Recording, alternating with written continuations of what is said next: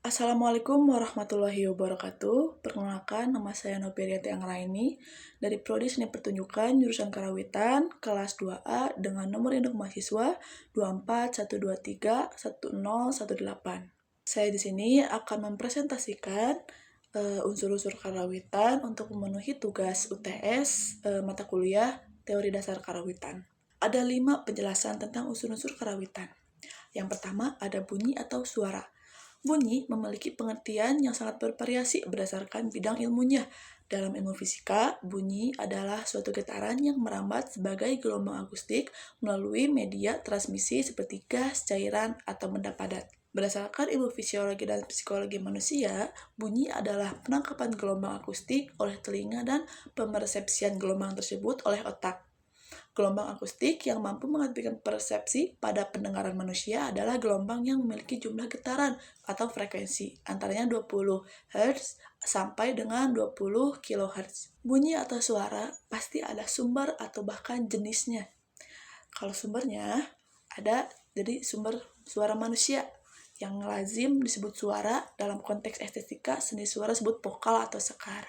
Atau juga suara atau bunyi benda lazim disebut bunyi instrumen atau waditra, dalam konteks seni suara disebut instrumentalia atau gending.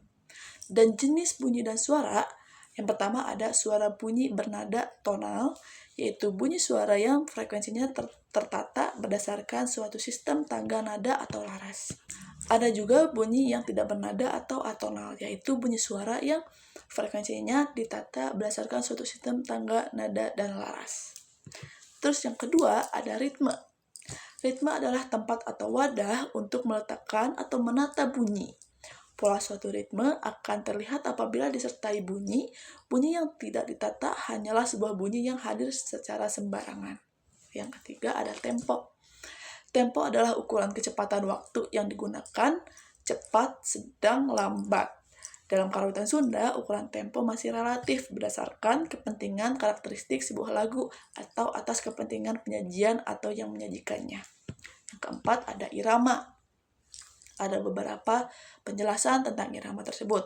Yang pertama ada kesatuan antara bunyi atau suara, ritme, dan tempo. Selanjutnya adalah pola wujud konsepsi musikal yang didasari oleh kadar kecepatan tempo tertentu. Dalam karawitan Sunda, irama sering disebut embat. Oleh karena itu, berupa pola, dalam karawitan Sunda terdapat beberapa pola embat, diantaranya 1 embat kering, 2 embat sawilet, 3 embat sawil setengah, 4 embat 2 wilet, dan kelima embat 4 wiletan, yaitu embat yang perjalanan tempo setiap ketukannya tidak konstan, sehingga sering dikatakan bebas wirahma atau free metric. Dan yang kelima, yang terakhir adalah dinamika. Dinamika adalah penataan atau pengolahan keras dan lirihnya volume bunyi atau suara. Penataan atau pengolahan cepat lambatnya tempo. Sekian dari saya, mohon maaf bila banyak kekurangan. Terima kasih. Wassalamualaikum warahmatullahi wabarakatuh.